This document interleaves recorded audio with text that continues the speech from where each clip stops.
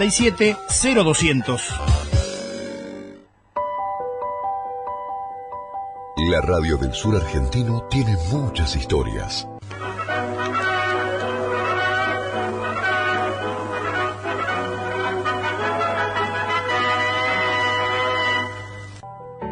Eleu3, en el año de su 80º aniversario.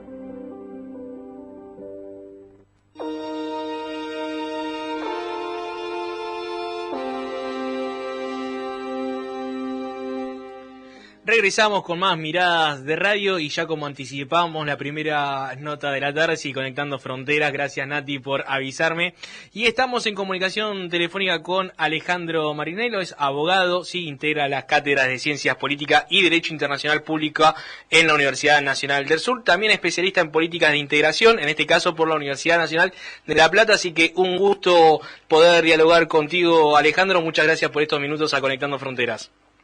Al contrario, un gusto para mí. ¿Cómo está? Bien, bien. Y acá un poquito, utilizando como disparador, sin hacer hincapié puntualmente en la situación de Europa del Este, el disparador o el argumento principal que utiliza Vladimir Putin para llevar adelante, como mencionó él, esta operación especial militar, pero que parece más y ha sido condenada incluso por Argentina como una invasión al territorio ucraniano, justamente preguntarte... ¿Qué violaciones de distintos principios fundamentales del derecho internacional se están violando? Que la Argentina también le afecta mucho en lo que tiene que ver y por eso se justifica su postura en la ONU, como por ejemplo violar la integridad territorial de Ucrania. ¿Qué es la integralidad de un territorio soberano? Está muy bien. Yo creo que en el momento del pleno fragor que estamos viendo con este conflicto, hay que distinguir claramente lo que es la dimensión jurídico-institucional, que es la que vos me estás consultando, de la estrictamente geopolítica y de los intereses que hay en juego, que son dos dimensiones que siempre convivieron con mayor o menor fortuna, ¿no? Antes de la Segunda Guerra prevaleció un modelo estrictamente relacional, donde prácticamente el más poderoso hacía lo que hacía simplemente porque podía, y de a poco, y sobre todo luego de la Segunda Guerra Mundial, donde se comenzaron a crear instituciones multilaterales justamente para tener foros permanentes de concertación, comenzó lo que llamamos en doctrina un modelo institucional que trata de centralizar las deliberaciones y de establecer algunos principios básicos universalmente reconocidos, por ejemplo, la cuestión de los derechos humanos, pero fundamentalmente la que fue originaria de la creación de Naciones Unidas es esta que vos referías. Naciones Unidas se crea sobre la base de propósitos y principios, artículo 1 y 2 de la Carta, que son universalmente reconocidos porque son, digamos, lo que nosotros en doctrina denominamos derecho imperativo, es decir, no puede ser modificado sino por otra norma de igual jerarquía, pero que en ningún caso puede, vulnerarse por la voluntad de las partes, porque son normas imperativas que prevalecen sobre cualquier otra, porque han sido reconocidos universalmente. Bueno, dicho esto, vamos entonces a comentar qué es lo que técnicamente ha vulnerado la Federación Rusa al invadir otro país soberano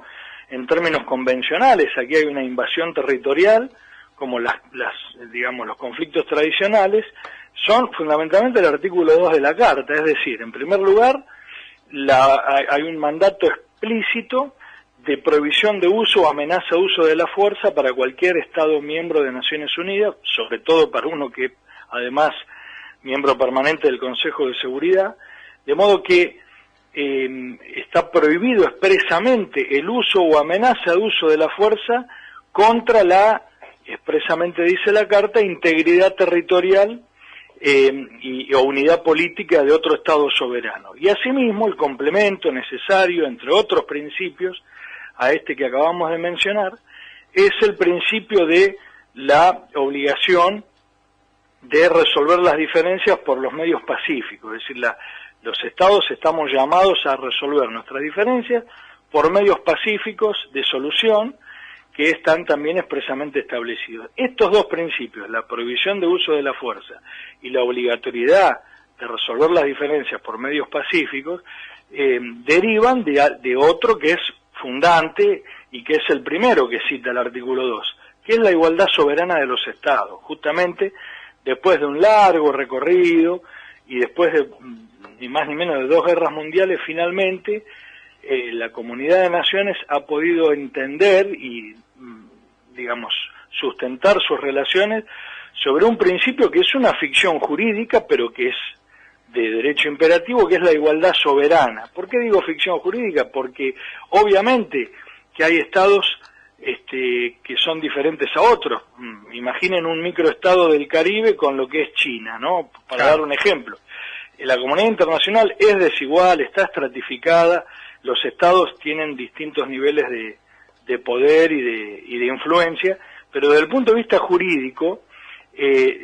la Carta establece como principio fundante del que derivan los otros dos la igualdad soberana. ¿Esto qué significa? Que el otro debe ser considerado como un par, y no está ni por debajo ni por encima mío, sino que es un par y es un Estado soberano que tiene esa misma aptitud de autodeterminación del mismo modo que la tengo yo. Por eso que tengo prohibido resolver mis diferencias con el otro por la fuerza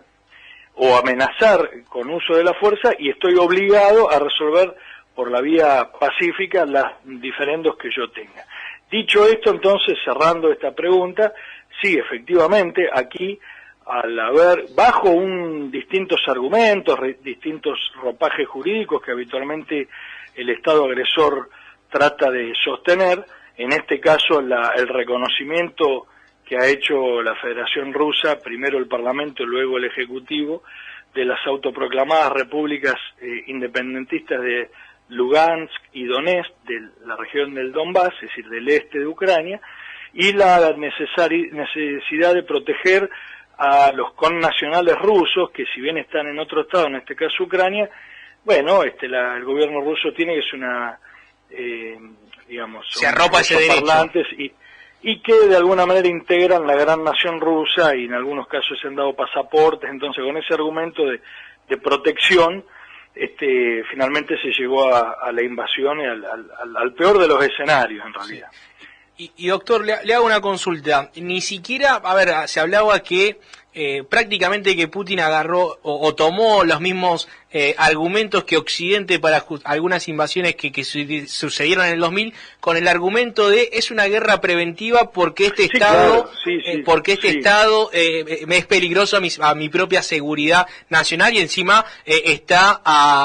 amenazando o llevando adelante un genocidio a pueblos rusos, ¿sí? Y yo como tengo mi potestad de proteger a todos esos pueblos rusoparlantes. Ni siquiera esta idea de este Estado es peligroso para conmigo, entonces una guerra para evitar una ofensiva posteriori, ni siquiera ese argumento es válido. Es decir, si es válido o no, esto depende de dónde uno se posicione. Claro, ¿no? sí, obvio. Yo, como hombre de derecho, debo decir que jurídicamente hay una franca y clara violación a los propósitos y principios de la Carta de Naciones Unidas, porque efectivamente aquí se usó la fuerza, no se echó mano a una solución pacífica, y hay una vulneración a la igualdad soberana y la integridad territorial de un país vecino. Por eso yo distinguí al principio las dos dimensiones, la jurídico-institucional de la estrictamente geopolítica, claro, que es esta que vos estás comentando. Ahora, las razones, que es otro ámbito de discusión, que pueda ostentar la Federación Rusa, tienen que ver efectivamente con lo que antes, del otro lado, desde el punto de vista de Estados Unidos, se llamó con la Patriot Act y todo lo que ocurrió luego del atentado a las Torres Gemelas, las guerras preventivas, que este sería el caso en este supuesto invocado por Rusia. ¿Cuál es, en dos palabras, el argumento geopolítico, no ya jurídico, sino geopolítico de la Federación Rusa? Estamos hablando de la segunda potencia militar del mundo, ¿verdad? Es el siguiente: la OTAN, que en su momento fue creada en el año 49 justamente para como alianza ofensiva-defensiva frente al otro gran conglomerado militar que era el Pacto de Varsovia, que se creó pocos años después, nació justamente en su momento para ofrecer una resistencia al avance o el temor al avance soviético sobre Europa y el Atlántico Norte,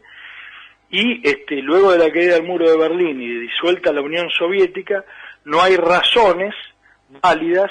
para que, esto ya lo dijo el propio Putin en la conferencia sobre seguridad en Múnich del año 2007, para que la OTAN siga expandiendo y sumando socios, incluyendo países de la ex que formaban parte de la ex Unión Soviética y se vayan acercando a mis fronteras, porque el gobierno ruso considera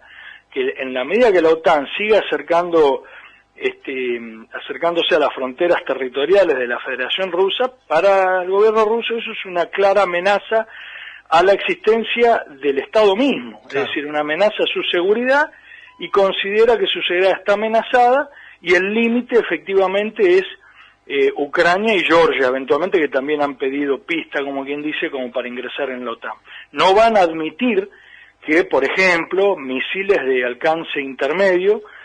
puedan llegar a Moscú en menos de 5 minutos con capacidad nuclear, porque eso además vulnera el sistema de defensa y rompe el equilibrio, que es un equilibrio de terror, pero equilibrio al fin, que es el equilibrio del potencial nuclear, que hay acuerdos de control de las existencias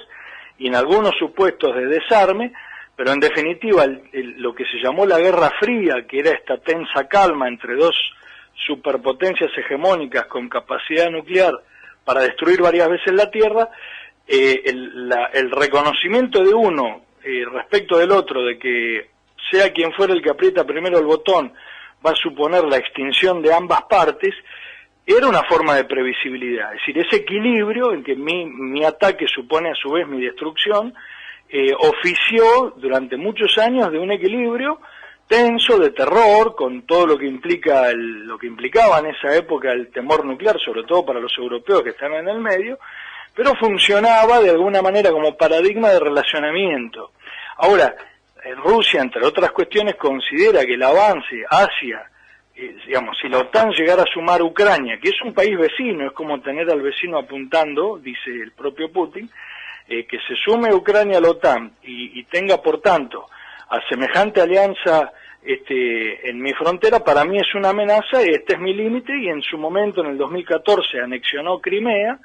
con un referéndum, supuestamente, y con un rápido operativo, luego del Euromaidán y de todas las protestas que hubo a fines del 2013 y principios del 2014, y ahora, digamos, y a partir de allí comenzó una guerra de baja intensidad justamente en la región del Donbass, es decir, en el este de Ucrania, que está próxima justamente a Rusia, con mucha población, no toda, pero mucha población rusoparlante, que desde el 2014 están en guerra con el gobierno ucraniano, porque buscan su independencia, que ahora Rusia reconoció. Bueno, por todo esto, en esta dimensión geopolítica, el argumento de Rusia, entre otros, tiene que ver con lo que ellos consideran una amenaza a su seguridad, que es que Ucrania ingrese en la OTAN y en menor medida que ingrese en la Unión Europea. Lo que nadie cuenta aquí es la voluntad soberana del pueblo ucraniano, claro, que claramente se ha manifestado en favor, mayoritariamente, no todos, pero mayoritariamente, en favor de de acercarse a la Europa occidental,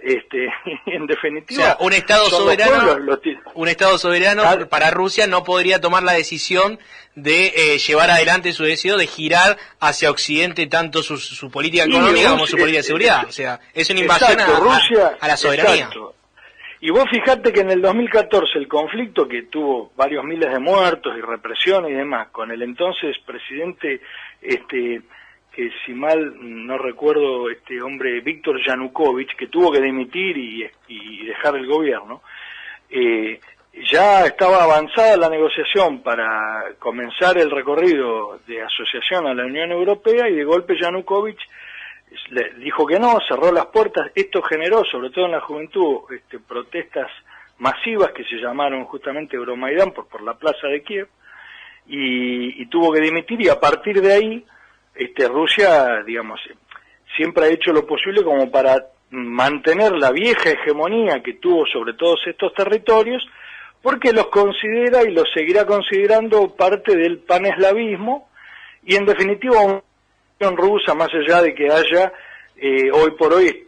estén en distintos estados. Es decir, que en algún punto el gobierno ruso entiende que Bielorrusia y Ucrania y Rusia son una misma unidad espiritual, étnica y nacional. Lo que ocurrió luego de la caída del muro es que se dividieron, pero hay una vocación de recuperarlos, o por lo menos, si no dentro de un mismo Estado, sí seguir ejerciendo su influencia, del mismo modo que lo hacen otras potencias con sus históricas zonas de influencia. Y esto también deriva, Mauro, si me permitís un segundo más,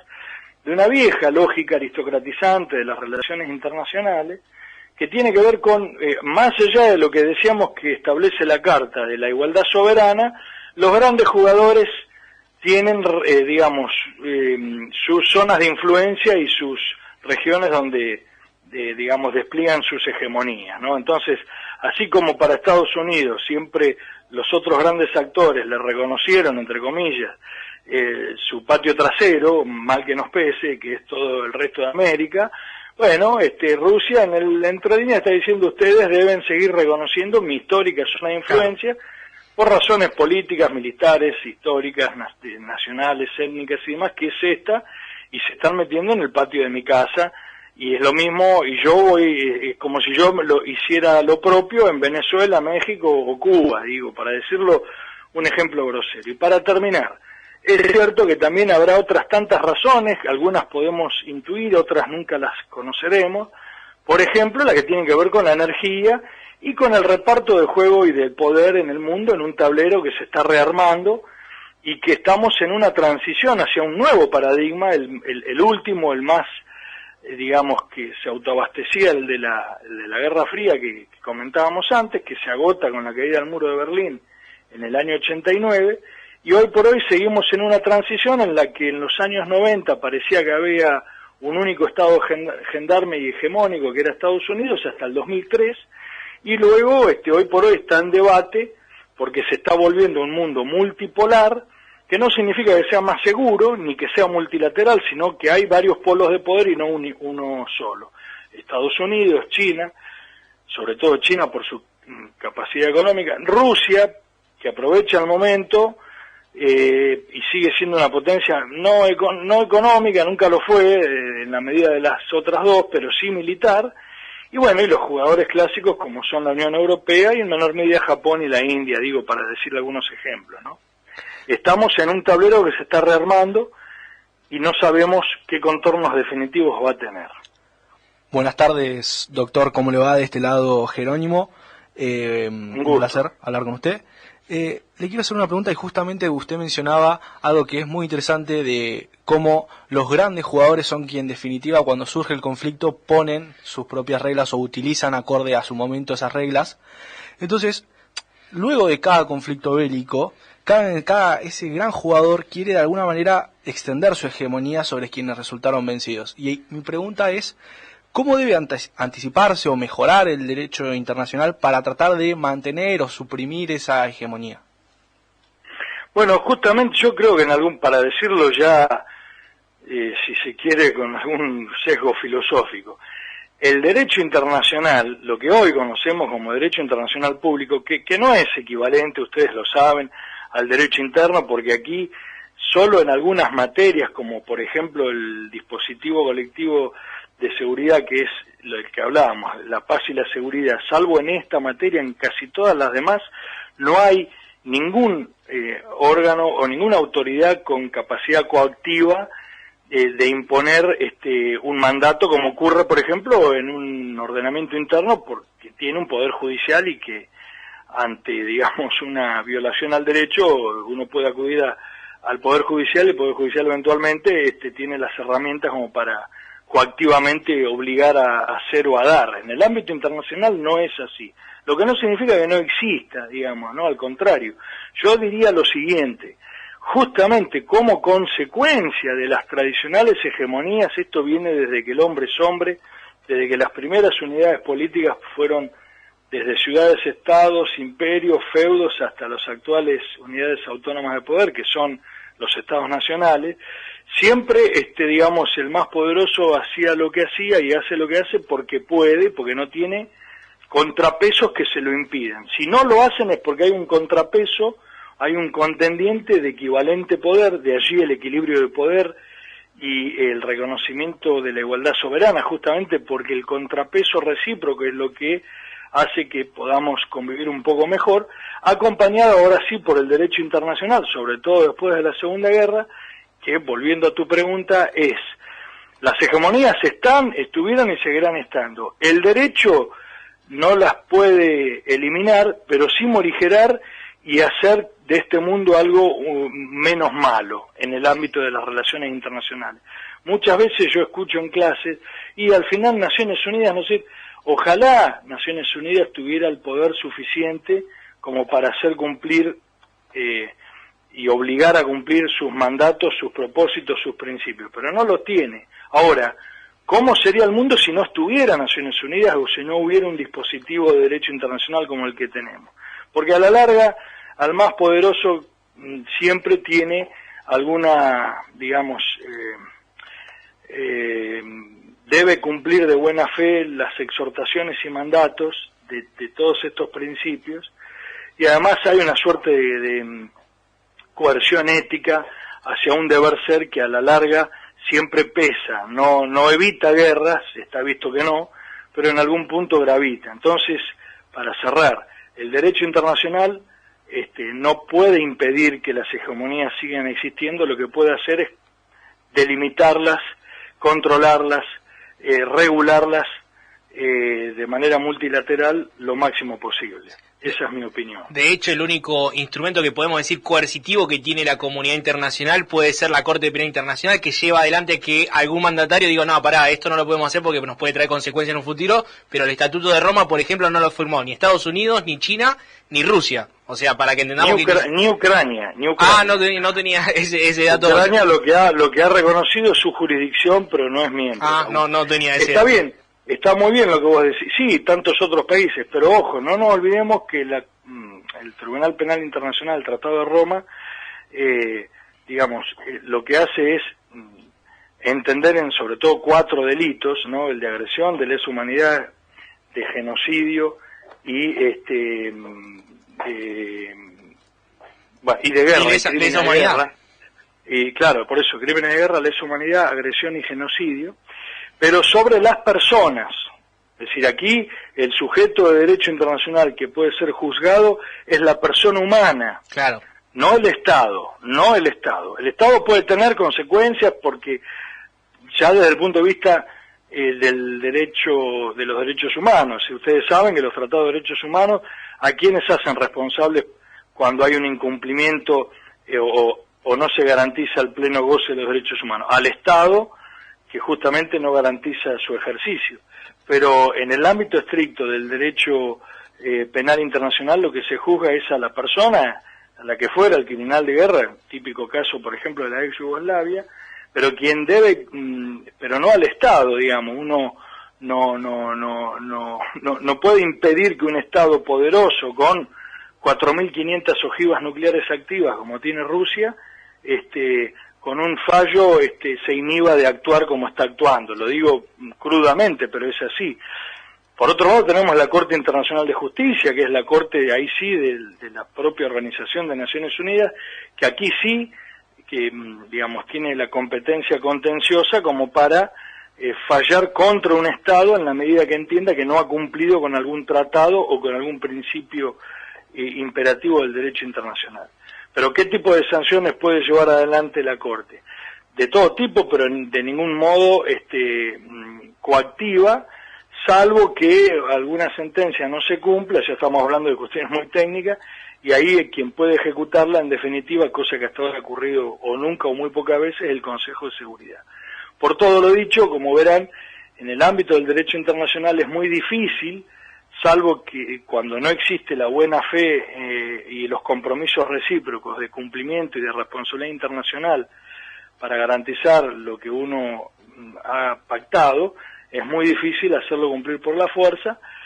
como ocurriría en el orden interno, salvo que se trate de una cuestión que tenga que ver con el mantenimiento de la paz y la seguridad, en la que ahí sí nos encontramos con el Consejo de Seguridad, que sí tiene reconocido el uso legítimo de la fuerza. Pero ¿qué pasa? En este caso, el Consejo de Seguridad, como ustedes saben, tiene 5 miembros permanentes que tienen un derecho implícito de veto, y uno de ellos es Rusia. Entonces va a ser muy difícil que el Consejo de Seguridad intervenga cuando justamente uno de sus miembros permanentes nunca va a votar afirmativamente para una acción como la que tuvo lugar en Irak en su momento, por ejemplo. No sé si soy claro con eso, es simplemente para exponérselos. Bien, doctor, le agradecemos estos minutos, por ahí nos excedimos unos minutitos de lo pactado, pero bueno, interesante la charla. Incluso nos quedó preguntarle sobre si aplica la autodeterminación de los pueblos para Lugansk y Donetsk, sí, que quisieron en su momento separarse, pero nos lo dejaremos para una próxima, porque ya tenemos nos corre la tanda y una próxima nota siguiente. Pero le agradecemos. Está muy bien la pregunta, un gusto para mí, disculpen la extensión, pero como verán es un tema complejo, muchas gracias. Complejo y apasionante, así que doctor, le agradecemos este contacto. Un gusto para mí, que sigan bien. Que tengamos un fin de semana. Allí pasaba entonces...